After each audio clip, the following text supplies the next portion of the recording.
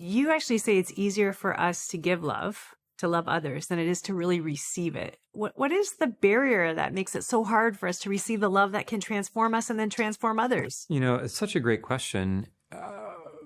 We are people who pay a lot of attention in the world. Even when we are not aware that we're doing this, we are paying attention to what frightens us.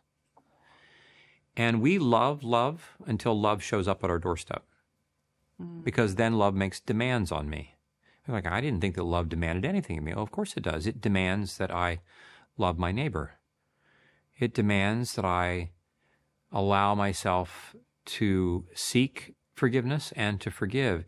It invites me to reveal the parts of me that are not yet healed so that love can heal it. But I'm afraid because that requires intimacy. That requires my giving you access to parts of me that intimacy in the past has been the source of my wounding. And so as much as I love the idea of love, it is also the thing that frightens me more than anything else in the world, which is why even though we look around and we see we're not very good at loving other people, we would say that we have difficulty with that primarily because we first have an even greater difficulty in allowing ourselves to be loved because of the same fear that Adam had when God comes walking in the cool of the afternoon. Adam's telling a story that God is coming to kill him. God's telling a very different story. But Adam would not let God tell a different story. Adam's already throwing his wife under the bus. And so as to continue to tell the story that he was telling before God came walking. And this is what we are doing all the time. And so we can show up wanting to love others, only to find that it's really difficult for them to let us do that, and vice versa for ourselves. Yeah. So, when we think something's happening in the room, we're telling ourselves a story about it, whatever we think is going on. But we may not be right. So how do you start shifting the story you're telling yourself? Because that really is a big part of the problem, isn't it? Right. Well, this is where we say there are a number of different things that we learn about storytelling and human beings. And one of those important realities about storytelling is that we never tell stories by ourselves. I am always, as an adult, I perhaps am the first author in the paper that I'm writing, but I am never a solo author. There are always going to be others who are collaborating with me when I tell my story. So an important question is, who are the people who are helping you tell the story of your life in the way that is most true to the gospel? Who are the people who are helping us do this? This is an important question. So when we ask, well, how can I make sure that I'm telling the story truly? We would say, oh, I don't do that. We do that. And so I'm going to need people in my life who are willing to ask me questions and to whom I am willing to be open, to whom I'm willing to be vulnerable. People who I put in the position of naming things for me that I don't see about myself. That practice of being deeply known in that way not only reveals to me who I am, it also enables me to practice what it's like to become comfortable with that very process, and also to see the value of it. I learned, oh my goodness, I become more of who I'm supposed to be because I allow someone else to have access to my life. And it is in that regard that I learn more of what is true, not just about what I'm doing now, but learn more what is true about the previous life that I've been living. What was it really like when I was in my first 2 decades of life, in my 30s and 40s and so forth? And so for us, as believers, we would say also to live as God has caused us to live in His image. Let us make mankind in our image. We are relationally image-bearing creatures. That means that in order for me to know who I am and therefore be able to be curious about who other people are, I only ever learn how to do that in the context of connected community. And I think some people listening might be thinking, that sounds good. I mean, it sounds kind of scary. It sounds hard. How do I find those people I can trust? And how do I find my community? Right. It's really difficult. I mean, there's no easy way about this. And we would say, God knows exactly what it's like for us to have to do this. You may, well, I don't know, what do you mean about this? The author Paul Borgman wrote so beautifully in Genesis, the story we haven't heard. He asks this question: how many people did God have to ask before in Abraham, he finally found someone who said, yes, I will go with you to Canaan. We don't know because there's no story told about that. But it's completely plausible to consider that God had to ask a number of people, and finally someone said, I would go. We know that when we get to the Gospels, Jesus asks a number of people to follow him who say, no, I got to go bury my dad. I got to go check out the plot of land that I just bought, all the things. There are people who say no to him. Jesus also might have come to earth and been asking God, like, well, where am I supposed to find these people? And what we read a person who is going to just start to ask people, recognizing that they may say no. And if this person says no, then I'm going to ask the next person, and I'm going to ask the next person. And so for our listeners, we might say, first of all, this is not easy to do. Evil does not want us to do this. God knows that this is hard to do.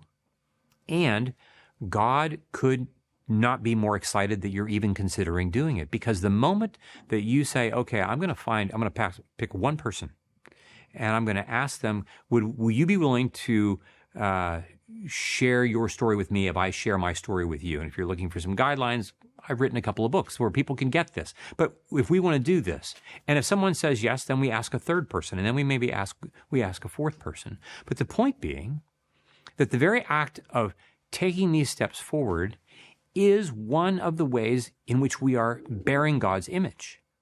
For indeed, this is the way that God came into the world. He came into the world telling a story. This is what the Bible is. It is a story that is being told. And look at God. Like, he took a risk on us, and look what we did with his project. And he has not given up on that project of continuing to seek us out and to say to us, will you please partner with me? Mm-hmm. Will you please listen to me tell you my story while you tell me yours, so that we can co-labor with you doing those works that I've made for you from before the foundation of the world? I think the whole story from beginning to end is a pursuit of intimacy. God with us and then us with others. You really talk about Jesus looking at the worst parts of ourselves and loving us and not turning away. Can you just unpack that a little bit? I'm just thinking of people watching who have a hard time believing that. Yeah. Well, I think, one of the examples I give is, it's well known for many of our listeners, if we're familiar with the Gospels, there's a story about a woman who has a bleeding problem. Common in 3 of the Gospels. In Mark's version of this, she comes, she has a plan. She knows what her problem is. Many of us, we come to Jesus and I can tell you what my problem is. And she knows what her problem is, her bleeding. And she has a plan for commando healing. We're going to get in, get the job done, get out. Nobody's going to know, right? All very quiet. And then we remember what happens. She knew in her body that the bleeding had stopped. The text reads in Mark's Gospel that she knew that she was healed. She had a sense. Or did she? Because all at once, Jesus says, stop. Who touched me? And you can imagine in her mind, she's imagining like, oh crap, like this is not the way this was supposed to go down. And he's not moving anywhere. He's not going to go until someone admits to this. And we come to find out, as he waits, she finally, and the text reads, and she came to him and threw herself at his feet, and with fear and trembling, and told him everything about her. Now, this is what I think happens to us. Jesus encounters us, we encounter him, and we are joyful at the encounter, and yet there are things about us that we don't know. There were things about this woman that were beyond her bleeding. Her bleeding means she does not have a marriage, she does not have children, she does not have a family, she does not have a community, all of which were categorically condemning social realities for her.